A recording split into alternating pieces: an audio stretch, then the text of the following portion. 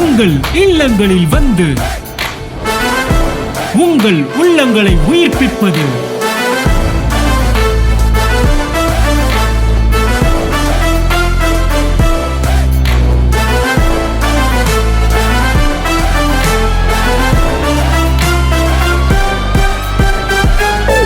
உங்கள் channel DJ.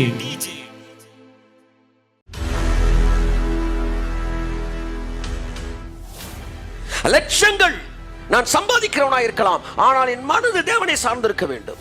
நூற்றுக்கணக்கான supporters எனக்கு இருக்கலாம், ஆனால் ஒரு நல்ல ஊழியனுக்கு மனது தேவனை சார்ந்திருக்க வேண்டும்.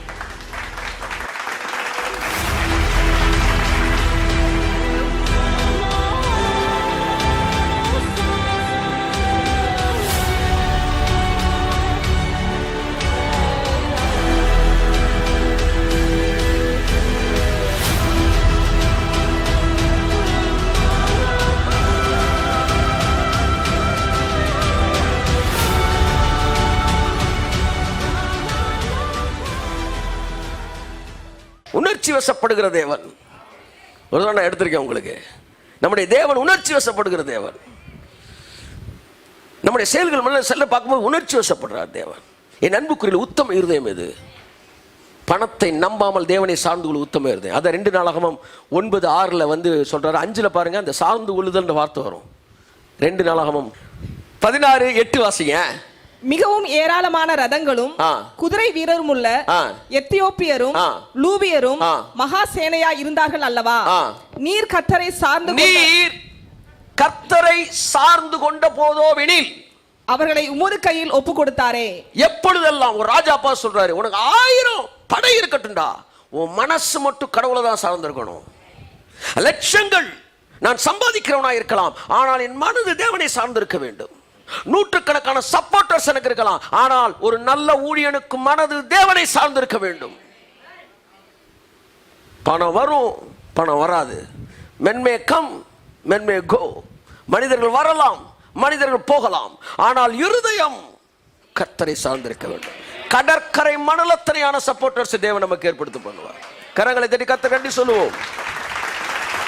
தேவனை சார்ந்து இருக்கக்கூடிய மனது இந்த வேலையில் நமக்கு உண்டாகட்டும். அப்ப அது எல்லாத்தையும் நம்ம கையில் ஒப்பு கொடுப்பாராம். தேவன் ஒரு மனுஷனை ஆசீர்வதிக்கும் போது அந்த சூப்பர் அபண்டன்ஸ், படகு முங்குமா, முங்கிருமோ அவன் பயப்படுவாங்களாம். அப்படி பயப்படுற அளவு உங்களுக்கு கொடுப்பாரு. ரைடு வந்துருமோ அப்படி நீங்க நினைக்கணும். கைத்தட்டி கொடுத்தா இருக்கு. ஆமென். எல்லாம் சொல்லுங்க, ரைடு வந்துருமோ என்று நினைக்கக்கூடிய அளவிற்கு.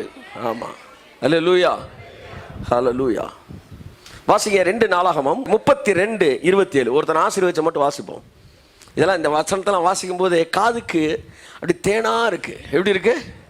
தேனா இருக்கு. செந்தமிழ் நாடனும் போதினிலே இன்ப தேன் வந்து பாயுது காதினிலே மாதிரி தேவன் வாசி. அந்த ஒருத்தன் ஆசீர்வதிச்சிருக்காரு பாருங்க. வாசிங்க 32:27 வாசிமா. எசேக்கியா எல்லாம் சொல்லுங்க. எசேக்கியாவுக்கு மிகுதியான ஐஸ்வர்யமும் கனமும் உண்டாயிருந்தது. ஆமென். டேஸ்ட் பண்ணி சாப்பிடணும்.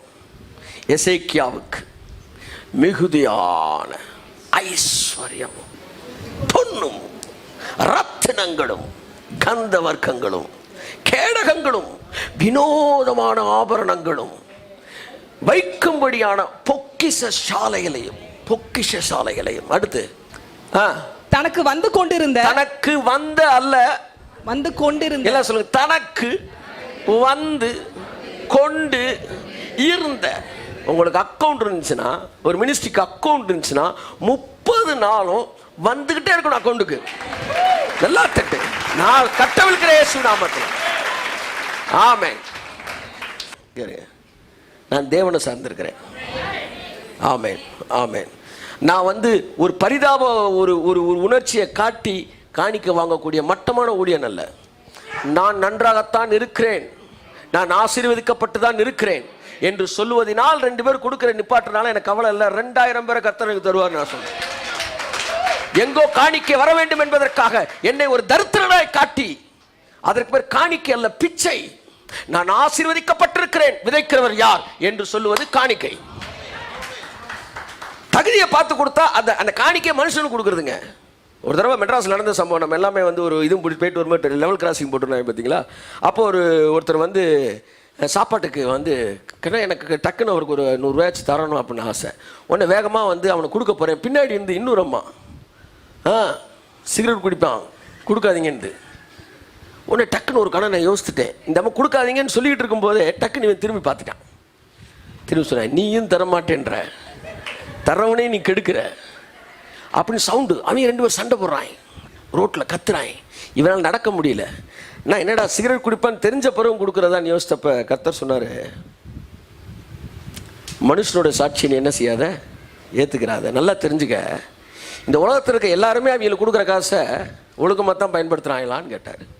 பிச்சைக்காரனுக்கு நீ இவ்வளோ தகுதி பார்க்குறியே, இல்லை அவங்களாம் சம்பாதிச்சு தப்பாக செலவழிக்கிறாங்க. அவனுக்கு சம்பாதிப்பதற்கான பலனை நான் தான் தரேன். இவனுக்கு வர்றது எப்படி என் கையிலேருந்து அவனுக்கு போதோ அவனுக்கு வேலை பார்க்குறவனுக்கு நான் தான் கொடுக்குறேன். இவன் காசை தப்பாக யூஸ் பண்ணுறது வந்து பாவம்னா, அதே மாதிரி அவன் காசை தப்பாக யூஸ் பண்ணுறேன். ஏன்னா அவனுக்கு வேலை கொடுத்தேன் நான். ஆனால் அவன் அப்படிலாம் தப்பாக யூஸ் பண்ணுறான் நினச்சி அவனுக்கு வேலை கொடுக்காம இருந்தானா இந்திய தேசத்தில் ஒருத்தருக்கு வேலை இருக்காது. தெரிந்துதான் உனக்கு வேலை கொடுக்கிறார், அந்த பணத்திற்கான சுதந்திரத்தை கொடுக்கிறார். ஆனா அவர் தயாரனா இருக்கும்போது நான் போய் அடுத்தவனுக்கு காசு கொடுக்கும்போது 100 தடவை யோசித்தேன்னா என்ன மாதிரி பிச்சைக்கார எவனுமே இல்லை. ஏன்னா அவனை விட கொடுமையானவனா நான் மாறிடுறேன். அப்ப ஒன்று தெரிஞ்சுக்கிட்டேன், நான் அவனுக்கு கொடுக்கல, ஏழைக்கிறங்கிறவன் கர்த்தருக்கு கடன் கொடுக்கிறான், நான் தேவனுக்கு கொடுக்கிறேன். அதை எப்படி செலவழிக்க அவனுக்கு உரிமை இருக்கிறது என்கிற தேவனை போன்ற மனநிலைக்கு நான் வருகிறேன்.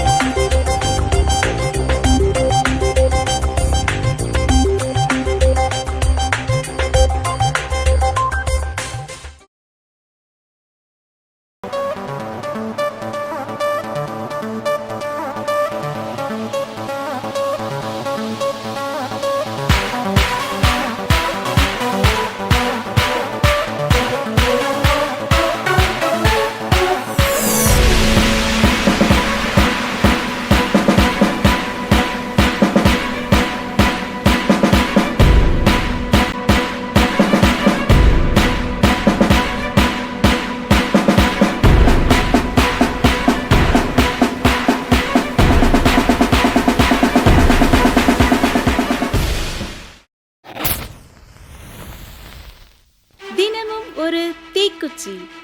தின தியான மாத இதழ். வேதம் முழுவதற்கும் விளக்க உரை படிக்க விருப்பமா?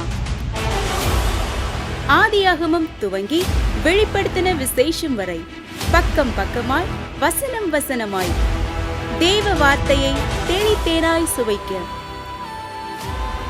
இந்த வசனம் என்ன சொல்கிறது, ஏன் சொல்கிறது, இதன் அர்த்தம் என்ன, இதிலிருந்து தேவன் உங்களுக்கு தரும் ஆசீர்வாத வாய்க்கால் என்ன என்கிற ஏராளமான கோணங்களில் வேத புத்தக விளக்கத்தை வீட்டிலிருந்தபடியே விளங்கிக் கொள்ள, அணைந்து போன உங்கள் ஆவிக்குரிய வாழ்வை அனலாக்கி எழுப்ப தினமும் ஒரு தீக்குச்சி.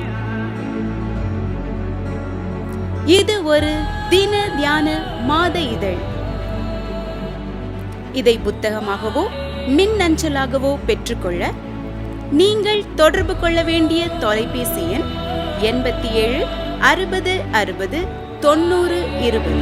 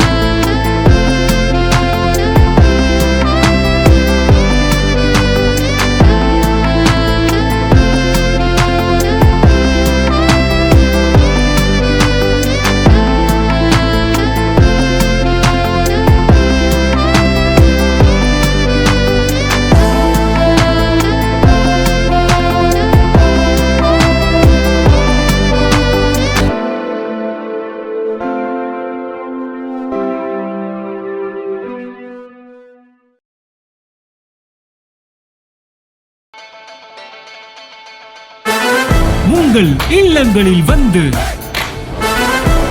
உங்கள் உள்ளங்களை உயிர்ப்பிப்பது